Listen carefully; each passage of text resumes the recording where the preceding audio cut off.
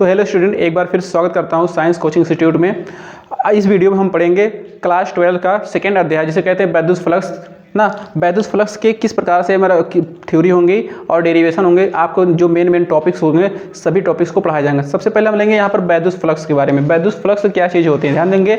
बैद्युस flux आपके paper में आएगा 2 या 4 नंबर के आ सकते हैं। अगर न्यूमेरिकल के साथ आएगा या डेरिवेशन के साथ आएगा 4 नंबर का आएगा, परिभाषा आएगा 2 नंबर के आ सकता है। ध्यान दीजिएगा और अच्छे से सीखिएगा। बैद्युस फ्लक्स सबसे पहले लिखेंगे बैद्युस फ्लक्स क्या होते हैं। बैद्युस फ्लक्स देखिए यहाँ एक फिगर बनाया गया है, फिगर को देखेंगे ध्यान से तो यहाँ से बहुत सारी रेखाएं होती हैं। एक काल्पनिक पृष्ठ बनाया गया है हमारा। काल्पनिक पृष्ठ क्या, जिसे विद्युत क्षेत्र में रखा गया जाता है।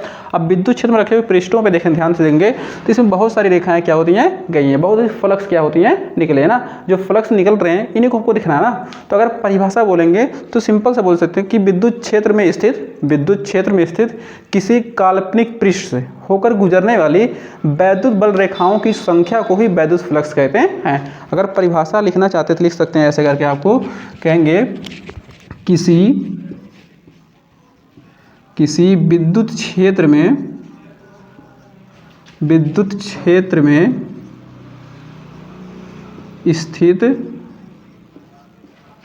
स्थित काल्पनिक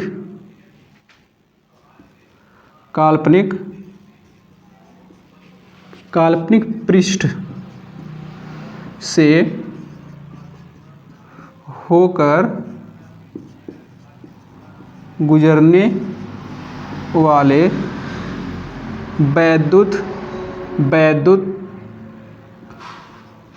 वैद्युत बल रेखाओं की संख्या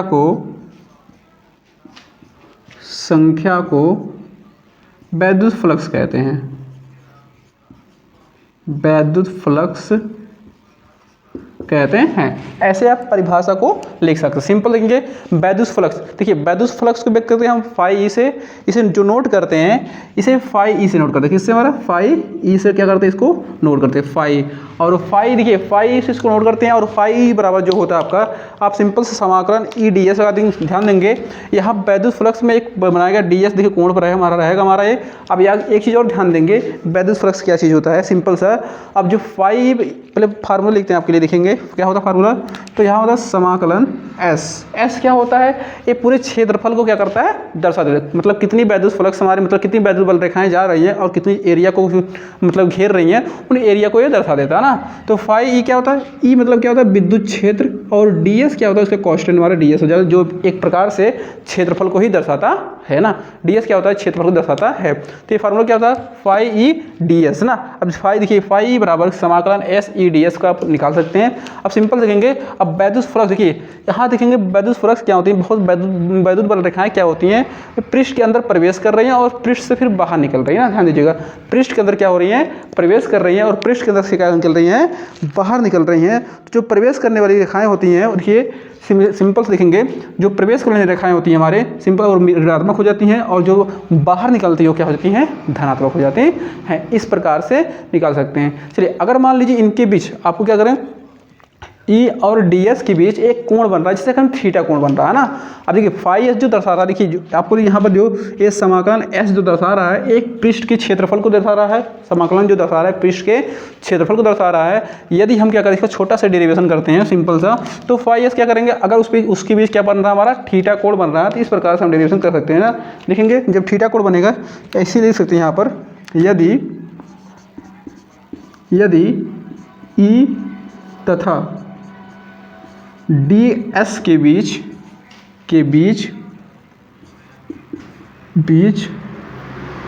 क्या बनता है, बीच थीटा कोण बनता है। थीटा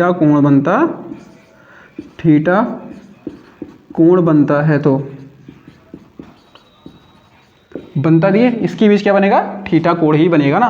ध्यान दीजिएगा, थोड़ा सा ऊपर का साफ कर लेंगे, परिभाषा आपका हो चुका होगा। ध्यान दीजिएगा,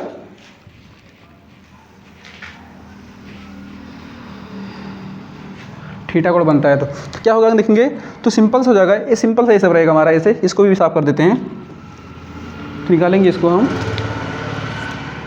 क्या फाई ई बराबर रहेगा हमारा, ये क्या रहेगा, फाई बराबर समाकलन एस क्या रहेगा हमारा यहाँ पर E D S cos theta. हम क्या करते हैं, कॉस थीटा का और ई को बाहर कर लेंगे, यहाँ पर एक कांस्टेंट माने जाएंगे, तो फाई ई बराबर हो जाएगा आपका ई डी एस समाकलन एस, एक मिनट, कॉस थीटा रहेगा यहाँ पर, कॉस थीटा ई इंटू क्या रहेगा हमारा, ध्यान देंगे यहाँ से सिंपल सा, ये बच जाएगा डी एस ना। आपको एक फार्मूला समाकलन का याद होना चाहिए, ध्यान देखिए जो फार्मूला होता है सिंपल सा, अगर आपको फिजिक्स पढ़ना है 12th में तो आपको मैथ का फार्मूला याद होना चाहिए, ध्यान दीजिएगा। तो एक होता है समाकलन डी एक्स बराबर फार्मूला होता है, तो इसका वैल्यू होता है एक्स, क्या होता है एक्स, इसकी वैल्यू जो होती है हमारी एक्स होता है, कभी कभी देखिए एक्स और प्लस सी भी लगाते हैं, सी एक समाकलन नियतांक होता है, उसको छोड़ेंगे कोई, तो हमको डी एक्स की वैल्यू क्या हो रही है एक्स, तो यहाँ डी एस है, तो डी एस की वैल्यू क्या हो जाएगी हमारा, सिर्फ एस हो जाएगा ना, ध्यान दीजिएगा। तो क्या निकलेगा यहाँ से, ध्यान देंगे, तो फाई ई बराबर हो जाएगा, ये फाई ई बराबर हो जाएगा हमारा ये सिंपल, ई रहेगा अपने स्थान पर और कॉस थीटा अपने स्थान पर, इनटू क्या बचेगा हमारा यहाँ से एस बचेगा। हम इसको सिंपल सा लिख सकते हैं ऐसे करके, फाई ई बराबर ई एस कॉस थीटा, ये निकल गया बैद्युत फ्लक्स का फार्मूला, सिंपल सा। अब देखेंगे ये टॉपिक हमारा यहीं पर समाप्त हो रहा है। बैद्युत फ्लक्स क्या होते हैं, बैद्युत फ्लक्स की रेखाएं क्या होती हैं और बैद्युत फ्लक्स के सूत्र क्या होते हैं, आपको यहाँ पर स्थापित कर दिया गया। ध्यान से पढ़िएगा, अगला वीडियो में आपको अगले दिन मिलेगा, ध्यान दीजिएगा। अब पूरे चैप्टर को क्या करेंगे, इस पूरे चैप्टर को हम सीरियल बाय सीरियल पढ़ाते हुए चलेंगे ना। चैनल को सब्सक्राइब करिए, आपका अगले वीडियो के लिए वेट करिए। Thank you.